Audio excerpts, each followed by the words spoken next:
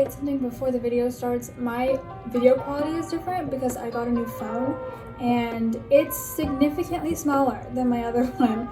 So my angle has changed. If you don't like this angle, we'll figure it out. But as of right now, this is the angle we're working with.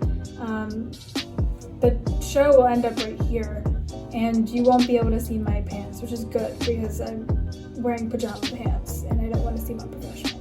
Anyways, today we're going to be watching the third episode of Shadow and Bone. Last episode we got some pretty heavy hitters included and introduced, specifically Alexander, or the Darkling. I already know his name. Hopefully Milo is in this episode, because if he's not, I'm gonna be very upset. Last episode we met the conductor, and the conductor is the one who gives them Milo, so I'm hoping Milo shows up. And I'm guessing in this one we also meet Genya and David.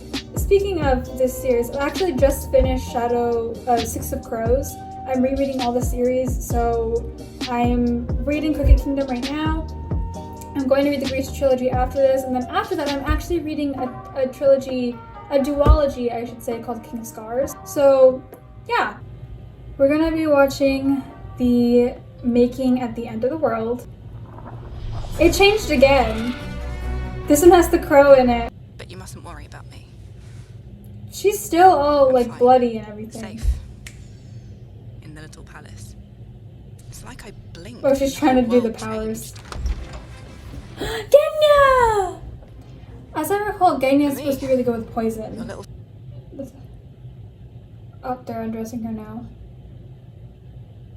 I just saw her ass. Don't know how I feel about that.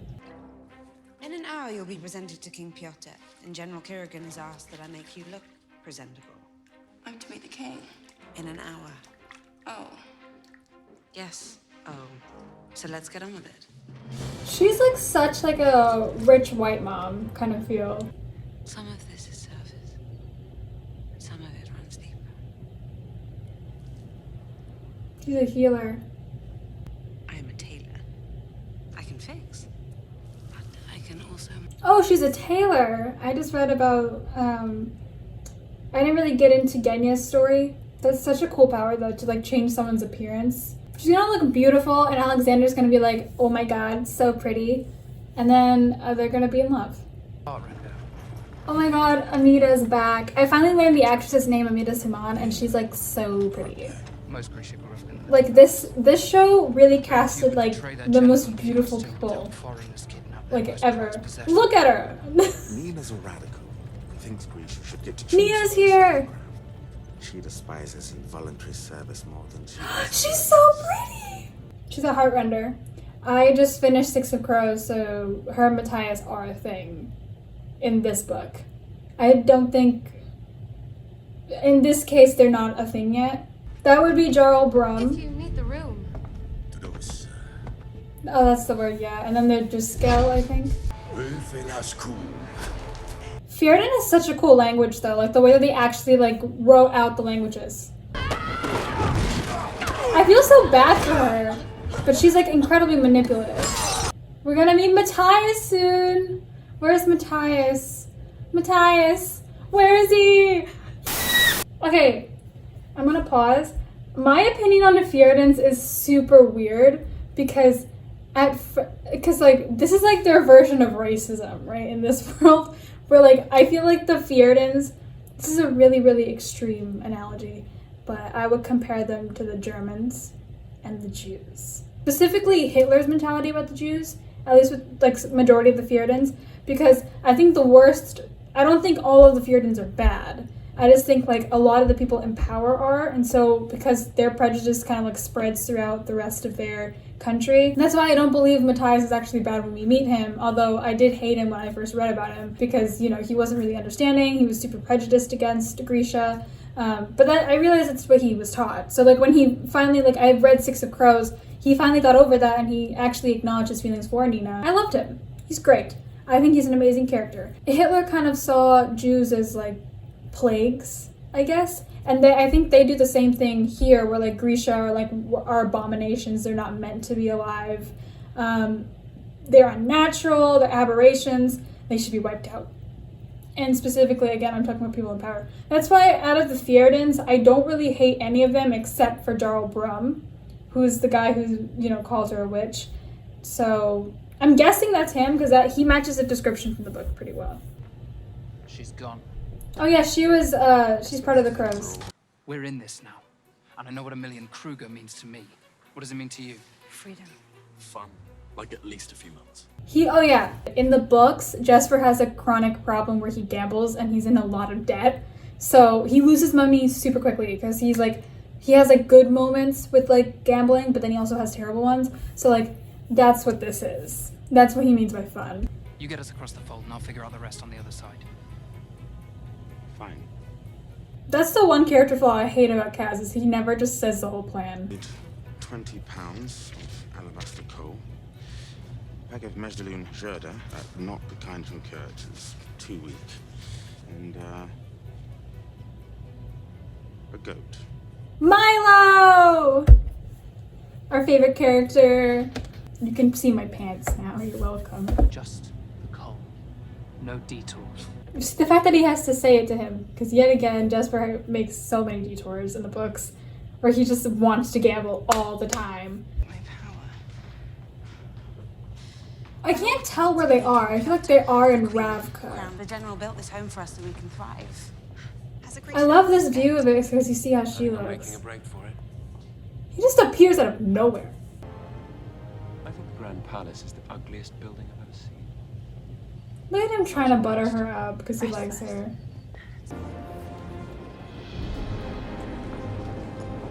It's so cool to see like this kind of set because I don't think you see a lot of Regency sort of stuff like Bridgerton, but it's not as dark paleted as it is in this one. I feel like Bridgerton's very, very pastel palette. Now call the sun. How the you didn't give her like an instruction manual on how to do it? That's so pretty. Like the graphics for this is beautiful. And let me remind you, she's called the Sun Summoner, so staring at her will blind you. Or it will hurt. And this man is staring intensely into her eyes. If that's not true love, I don't know what is. She's so pretty. He's staring directly at the sun, pretty much. She must also burn because she's just emitting so much light. They want you to believe the Sun Summoner has been found to finally tear down the wall that divides them. They're in Kerch, right? Why are they talking about West Ravka? So wait, are they in West Ravka or are they in Kerch? Which one? Oh, because they were in the carriage. They probably moved to West Ravka. They're just carrying a goat.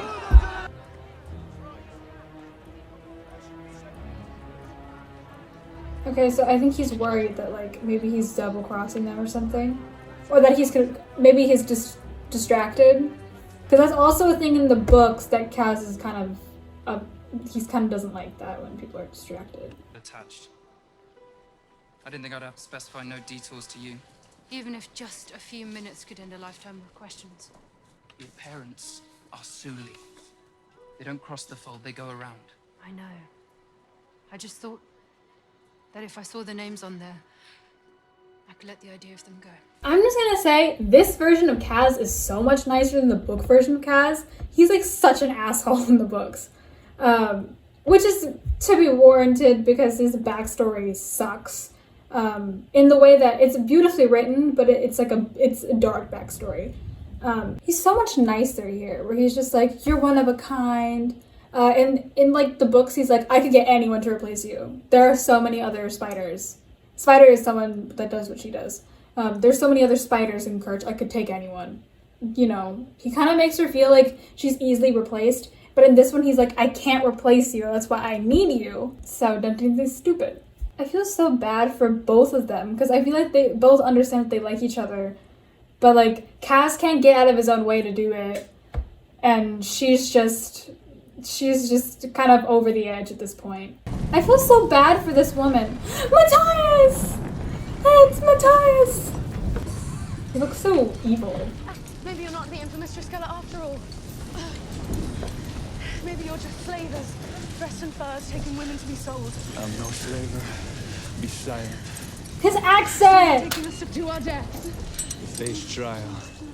As our law demands. She pulls up some really good points How here. many Grisha are found innocent at your so-called trials? 0! I'm so excited for season 2 because they actually get together. That is such toxic irritation. It makes me so irritated. Like, I knew this was coming, that like he would be kind of an asshole to her, but it's more irritating to see it like this. Follow the path that you carve. Oh, that sign. That was my idea to keep people away. Can't be too careful. You're fine. Come. He's just like, oh, I'll just casually mention that there's some landmines here. Are they gonna do the whole Yul Bayar timeline in the next one? Because I thought, so is their first thing, this makes me confused, because they're kind of mixing timelines, because they're mashing the Six of Crows and Grisha trilogies together. Is this supposed to take place before Yul Bayar, or does that already happen? I can't see the train. Landmine! Not real! We know you gambled it away. I lost a little bit of the money. I lost all of the money, but I managed to steal £20 of alabaster coal. No, £16. £16 of alabaster coal. Can we do it on... Landmine! I thought you said they weren't real. He said nothing of the sort. I just said I put up the sign myself. Everyone's playing mind games in this episode. She looks so radiant in blue. Do you know how to fight? No. The answer is N-O. Look at his thumb. What's he doing there? He's got to be behind there, otherwise you'll break him. I knew that. Yeah. They're so cute together, but at the same time, I love Darklina so much more. Even though it's so much more toxic. I don't know, Melina, like, it doesn't have that spice. It's very friends to lovers, which I love, but like, come on. You know, forbidden love trope. Pick an opponent. Don't pick an opponent! You're bad at fighting! Her. She's gonna get her ass whooped. Zelensky. She's going to get her ass beat. Fight! Down. She's fun. She's literally in love with the idea of getting her ass whooped. She likes this. Your tracker friend also liked it when I put him on his back. Okay, now she's getting...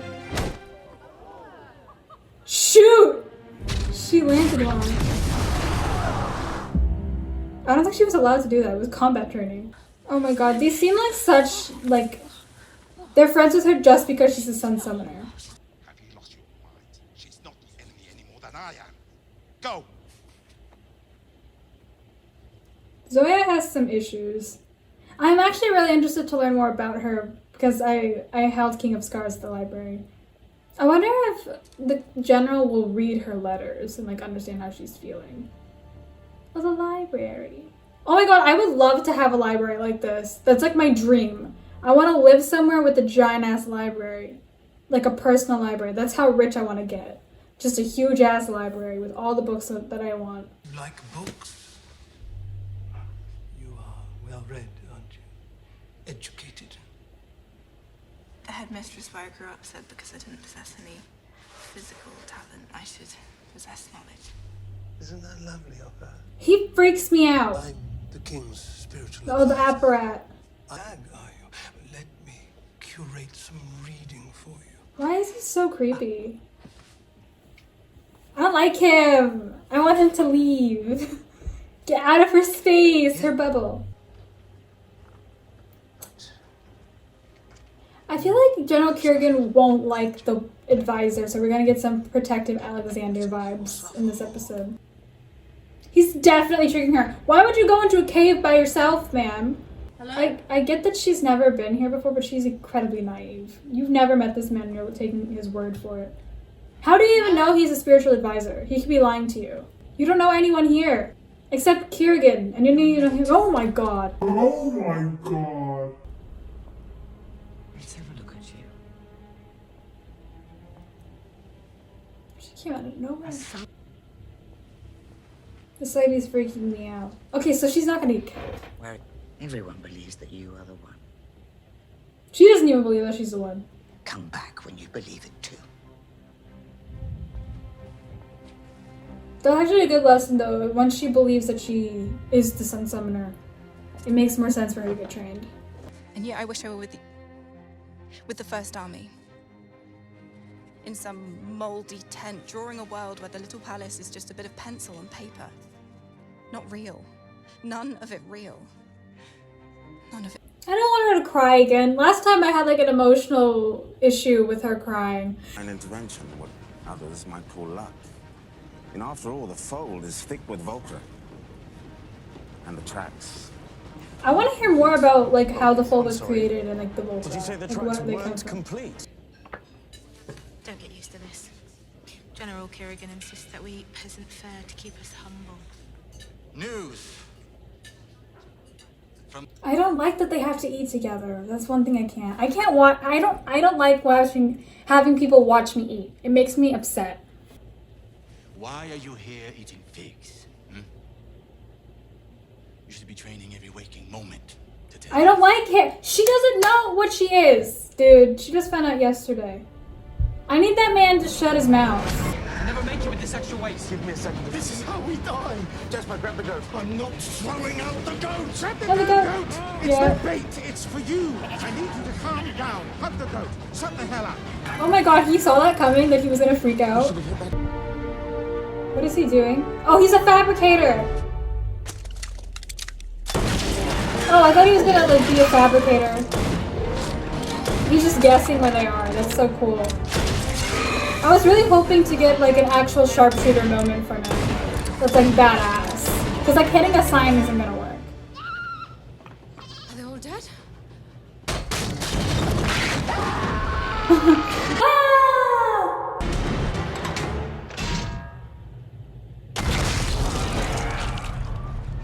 He's not even looking. So badass. The world is hard and cruel. But we had each other and that was enough. That was everything. If saints were once real, they've long since left us. She's lost her faith. That must hurt like hell. Like all success. If I really do have this power, who am I? That's right. She must be having such an identity crisis. Dismissed. Once told me you were the most scared when you were lost. That getting lost can happen even when you know where you are. The writing in this episode. And true north.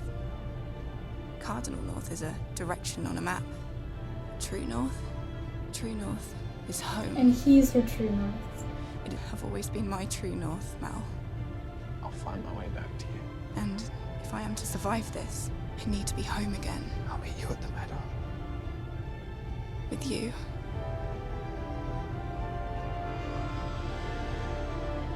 The parallels again in this episode hit so different. But the writing itself is just beautiful. And that's the end of the episode. That hurt. That ends this episode of watching Shadow and Bone with me. We finally meet Matthias and Nina. I've been asking for them for so long, but we also met Milo, which is the goat, and probably the person that I was super, super happy and awaiting for the entire time. I wanna like share my thoughts on it because again, I've also been reading the books. I've been trying to get more into the actual anthology. Oh my god, my guest keeps getting hit. One of the things I really enjoyed about this series is that everyone is connected to everyone all at the same time. So like the crows may be on a different path right now, but they still have a connection to Nina, which means they have a connection to Matthias, and Matthias has like an inadvertent connection to all the other Grisha because, you know, he's probably met Zoya a few times and Zoya has a connection to Kerrigan and Kerrigan has a connection to Lena, and that's who they're trying to find right now, and it's like a whole thing. I'm really excited for like the full climax now because I've realized that like everyone that can be introduced has been introduced besides David. We're waiting on him. And I just want to see where it goes from here. I also want to see their backstories be explored a little bit more because, again, this was based off the book, and I'm assuming that there are some people that are watching that don't understand their backstories or why Kaz wears gloves or why he has a cane. There's a lot of backstory for Kaz's character, a lot of backstory about Inesha's character, how she was taken, and like, you know, her brother and all that. And maybe a little bit backstory for Jesper. Jesper didn't have like the worst backstory. He just was, you know, his ran out of debt. He was supposed to be a student, and then he kind of just, you know, ended up doing this shit. So yeah, altogether, great episode. The writing did not fail to slap. I want to see more Alexander presence. He got like probably two scenes of screen time in this episode.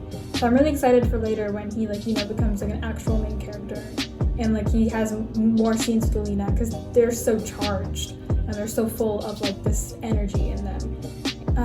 Thank you guys for watching.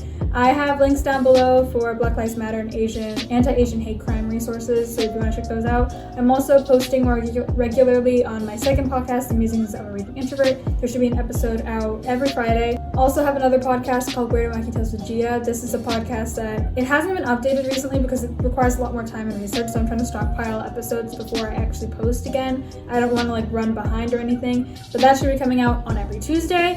Yeah, stay safe, stay sane, stay sanitary, and I'll see you guys next time, and bye.